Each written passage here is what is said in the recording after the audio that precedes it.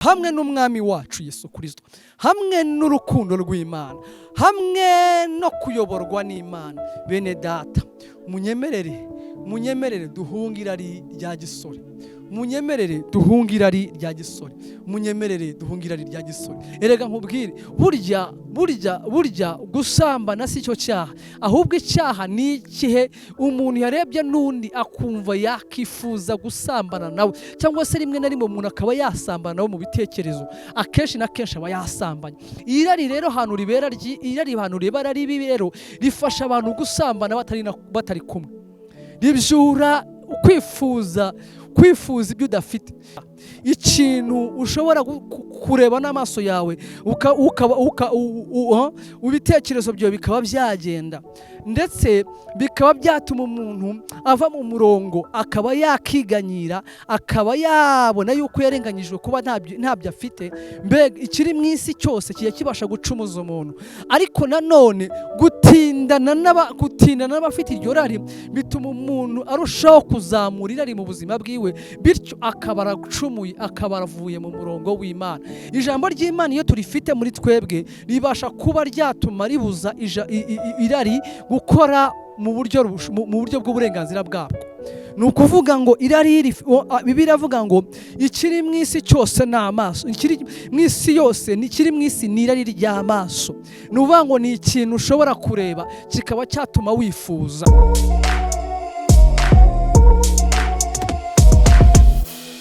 Dushimiye Imana igira neza, dushimiye Imana ikomeye, dushimiye Imana idukunda, dushimiye Imana izi byose, dushimiye Imana itwitaho, dushimiye Imana ifite imbaraga nyinshi n'ubushobozi bwinshi. Izina ryayo rihabwe icyubahiro. Iyi ni IHIRWE TV rero, turabakunda cyane kandi tubagezaho ijambo ry'Imana kugira ngo aho muri hose mukomeze gukomeza gutegereza Kristo muri abantu bejejwe kandi babasha kubona ijambo ry'ubuzima ryiza ribasha kubabera umutsima n'imbaraga muri runo rugendo. Tugiye kuganira ku ijambo riboneka muri Timoteyo wa 2 ibice 2 umurongo wa 22. Haravuga ngo ni ukuhunga irari rya gisore, ahubwo ukurikize gukiranuka no kwizera n'urukundo n'amahoro, ufatanyije n'abambaza umwami wacu bafite imitima iboneye. Nyamara ibibazo by'ubupfu n'iby'abaswa ntukabyemere, uzi nawe ko bibyara amahane. Amen. Ni ijambo ryiza, ni ijambo rireba cyane cyane generation y'ubu ngubu. Ndi gusomera ijambo natekereje urubyiruko rwa kiriya gihe byari bimeze gute, kugira ngo umuntu w'umukozi w'Imana we bamubwire ngo uhunge irari rya gisore. Bishoboka yuko abasore bakiriya gihe nabo bari bafite irari. Narinzi wenda ko twebwe twakabibwiwe, ariko n'abakera bari bafite uburyo babayeho batwazwa n'irari kandi rikabatwara rikaba ryabakura mu mwami Imana. Mu by'ukuri njya numva inyigisho z'ikino gihe, nkumva umupasiteri nta kibazo afite kuba urubyiruko ayoboye rwakundana, rugasomana, rugasohokana uko babishaka, bakagira enjoying mu rukundo, mbega bakaba muri ubwo buzima, bagasohoka bakajya ku mazi, ukabona hari church ifite uwo muco rwose, abantu barasohoka bagenda abasheri cyangwa se abantu bakundana, abantu muri fiançailles bakajya ku mazi, abandi bakajya muri za sauna, bakagira uburyo basohoka bagasomana, bakegerana cyane, ubuzima bwabo bukaba ubuzima bwo kwegerana cyane. Ariko mu by'ukuri nubwo bimeze gutyo, ntago ari urwo rukundo rw'abakristo bari bakwiye kujya bakundana. Urebye neza usanga byihishemo abadayimoni, byihishemo Satani n'amayeri yiwe. Ntago abarokore, ntago abantu bakishijwe bakakwiye kuba bakundana nk'abapagani cyangwa se nk'abantu batazi Imana, kubera ko iyo bimeze gutyo bisa nkaho bisa, bityo kumenya agakiza no kutamenya agakiza niyo abantu ntibabashe kubitandukana. Bene data, ndababwiza ukuri yuko amatorero arushaho kuba menshi, ni nako itorero rya Kristo cyangwa se ukuri mu ijambo ry'Imana kugenda kurushaho kuba kunini, kurushaho kugenda. iyo urebye neza usanga uburyo abantu bambara mu itorero, mu masengero cyangwa mu madini, uburyo abantu bagenda, usanga uburyo abantu bari fashion mu buryo bw'iyi si, usanga neza gutandukanya, kumenya ko uwo muntu akishijwe cyangwa adakishijwe bigoye. Ariko rimwe na rimwe navuga ngo bishobora kuba ntago akishijwe, mu gihe uburyo umuntu yambara, uburyo umuntu abayeho bishobora kuba bitahindura, bishobora kuba bitabwira umuntu ko hari ikintu afite muri we bita Yesu Kristo, bigaragara kuri ya muntu atigeze akimenya. Iyo tubwiriza ubuno butumwa butuma abantu bagaruka kuri Kristo cyangwa bagaruka ku murongo muzima, akenshi na kenshi babwita ubutumwa bw'abaturage, ubutumwa bw'abavillageois, mbega ubutumwa budakwiriye. Ariko nibwo butumwa nyabutumwa, kubera ko ari bwo butumwa twasigiwe n'ijambo ry'Imana. Hirya y'ibyo mukora ntago ari ijambo ry'Imana mukurikiza, ahubwo ni ibindi bintu bitari ijambo ry'Imana. Kuko ijambo ry'Imana rifite uburyo ribwira abakobwa kwitwara, rifite uburyo ribwira abasore kwitwara. Yageze kuri uyu mugabo rero bita Timoteyo, wari umukozi w'Imana, iramubwira ngo nawe uri mu bantu bakwiye guhabwa izi mpuguro zivuga ngo uhunge irari rya gisore, ahubwo wifatanye n'abambaza umwami Imana. Ngo kandi cyambere ngo bagomba kuba bafite umutima uboneye. Yes, bagomba kuba bafite umutima uboneye, ngo ukurikize kwizera, ukurikize urukundo, ukurikize ibintu nakubwiye mu ijambo ry'Imana, ngo ariko witonde, ariko uhunga irari rya gisore, ugira n'abantu wifatanya nabo. Mu bintu bituma irari rya gisore risemburwa cyangwa se rishyirwa mu bikorwa, ni uburyo ni imyifato nabo twifatanya nabo. Iyo umuntu yifatanya n'abantu barifite, akenshi na kenshi ribyurirya iryiwe rikazuka. Ijambo ry'Imana iyo turifite muri twebwe ribasha kuba ryatuma ribuza irari gukora mu buryo bw'uburenganzira bwabwo. Ni ukuvuga ngo irari, Bibiliya avuga ngo ikiri mu isi cyose ni amaso, ikiri mu isi yose, ikiri mu isi ni irari ry'amaso. Ni ukuvuga ngo ni ikintu ushobora kureba kikaba cyatuma wifuza, ikintu ushobora kureba n'amaso yawe ibitekerezo byawe bikaba byagenda, ndetse bikaba byatuma umuntu ava mu murongo, akaba yakiganyira, akaba yabona yuko yarenganyijwe kuba ntabyo afite. Mbega ikiri mu isi cyose kiye kibasha gucumuza umuntu. Ariko nanone gutindana n'abafite iryo rari bituma umuntu arushaho kuzamura irari mu buzima bwiwe, bityo akaba aracumuye, akaba aravuye mu murongo w'Imana. Erega nkubwire, burya gusambana si cyo cyaha, ahubwo icyaha ni ikihe umuntu yarebye n'undi akumva yakifuza gusambana nawe, cyangwa se rimwe na rimwe umuntu akaba yasambana nawe mu bitekerezo, akenshi na kenshi aba yasambanye. Irari rero ahantu ribera ribi rero rifasha abantu gusambana batari kumwe, ribyura kwifuza ibyo udafite.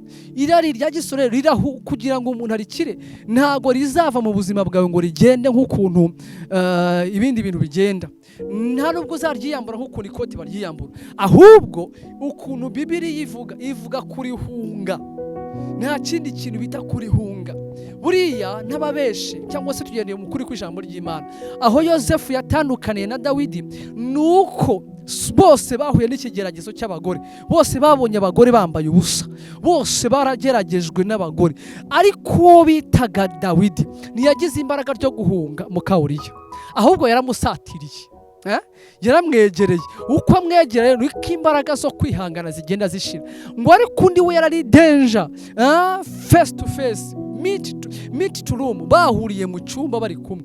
Ngo ariko wafata umwanzuro aravuga ngo aha hantu sinkwiye kwemera ko irari ryazamuka, riramutse rizamutse ryahita rinkorera agashya, sinamanyivuye muri kino cyumba, ahubwo kubitewe na situation ndi kubona, bitewe n'ibimenyetso ndi kubona, bitewe n'ukuntu mbona uyu muntu bimeze, reka mbe mpunga hakiri kare. Agiye guhunga, bigaragara ko umugore yamwiteguye koko, ngo ariko abasha gutsinda, ari mu ntwari z'abizera. Ariko Dawidi ntitwamushimira intambara yarwanye n'uburyo yitwaye, ariko ntitwamwishimira uburyo yitwaye mu gihe yahuraga n'uburyo bw'icyaha.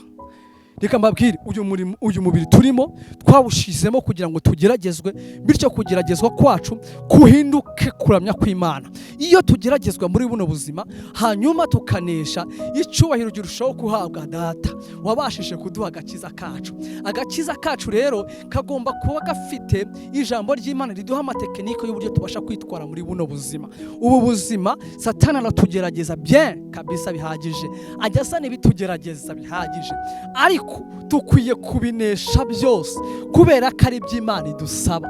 Iby'Imana idusaba ni ukunesha irari ry'ubu buzima, ni ukunesha irari ry'ubu bugingo, ni ukunesha irari rigose impande zose, ni ukunesha irari tugendana naryo, ni ukunesha irari. Yemwe ewe, iyo turebye inyigisho zigishwa wagira ngo irari ntiribaho, kuko usanga bataryigisha, kandi bakwiye kujya bigisha ijambo ry'Imana kugira ngo abakristo bamenye uburyo bitwara, kubera ko umukristo ashobora kuba muri buno buzima atwarwa n'irari, akaritwikira amaraso ya Yesu Kristo, akaritwikira gusenga, akaritwikira gukorera Imana, ariko ryaramuzuye kandi rimwe na rimwe rijya ryera imbuto zo gucumura. Haleluya. Ndabasaba rero bene Data bakundwa bari mu mpande zose, muhunge irari rya gisore, murihungire kuri gufatanya n'Umwami Imana. Abakorinto ba mbere ibice 13:33 ravuga ngo nimuyobe o kwifatanya n'ababi ngo byonone ingeso nziza. Iyo bavuze kwifatanya n'ababi ni ukutaba mu nama zabo, kubera ko akenshi na kenshi inama bagira n'ibitekerezo bagira ibibaganisha mu byaha, bishuduka by'abajyanye mu byaha. Bagira ibitekerezo byiza byo kuba batera imbere, bagira ibitekerezo byiza byo kuba bagira ibindi bintu bikomeye, ariko wajya kubona ukabona bihindutsemo ibyo gukora ibyaha. Sinzi ukuntu bigenda, kubera igicu kibagose cy'abadayimoni babayobya mu byaha byabo nyine. Bari mu isindwe ry'abadayimoni, bari mu isindwe ry'isi.